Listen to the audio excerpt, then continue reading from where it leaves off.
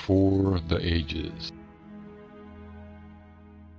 Terminus has not always been Terminus, at least by name. For most of its existence, this world went by the name Misty Rock, and was ruled by an order of dragonkind known as the Rainborn. At the time prior to the arrival of the Sacred Six races, the Rainborn and all dragonkind submitted to the one Dragon King, Rock-Niltamus. It is important to note that the term Sacred Six speaks to more than simply six races. Yet so formative were the events centered around the nations chiefly targeted by the Revenant, six all told, that the term became a common title to address the group of new arrivals in any sum. There are certainly more than that number, now even twice or thrice as many, with perhaps more yet to come. Rock-Niltamus was, or rather is, a beast of such mythic size and strength that he was finally able to lead the dragons of air, named the Rai-Vori, to utterly defeat their rivals beneath the sea, the Sol Cromane. Yet, in the wake of this unprecedented victory, the then Dragon King Rock-Sofensire mourned the death of his brother and ruler of the Sol Cromane, rather than immediately moving to name his son as heir. The son was enraged at both the dishonoring slight of his father, as well as his empathy for the foe he had so narrowly defeated. The memory of his dead companions boiled over in Rock-Niltamus, and in a terrifying moment he usurped his ancient father and killed him. In the span of one day, both ageless leaders of dragonkind were violently deposed on land and sea.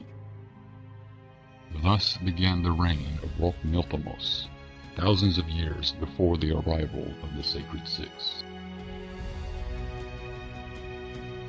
Why is still a mystery, but sometime shortly before the first era of collisions, as they are oft called, though few were especially violent, the Rainborn left their lands of sovereignty, or at least appeared to.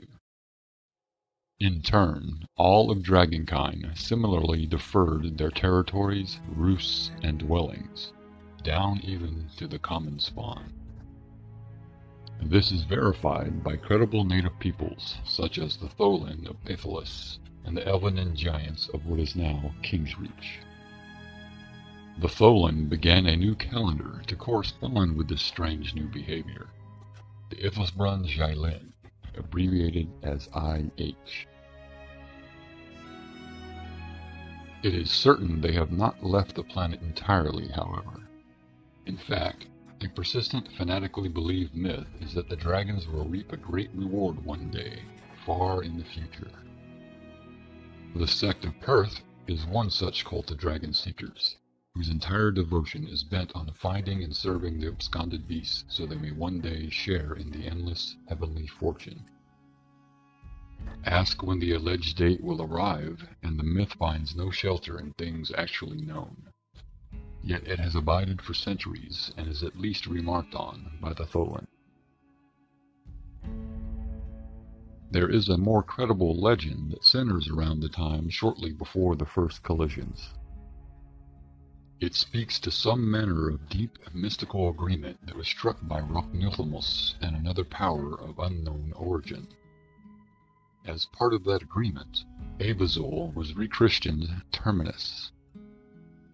As significant as it is poorly understood, the fairest treatment of this agreement, henceforth called the Dragon Accord, can be found in the letters between the human Narian Castigue and the elf Caolian Greyborn. Alas, only the three letters appear to have survived to this day, though there is reason to hope more shall surface.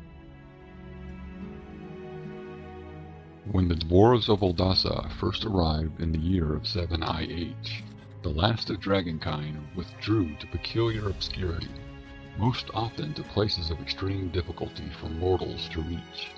Often it seems to enter a dead hibernation for centuries at a time.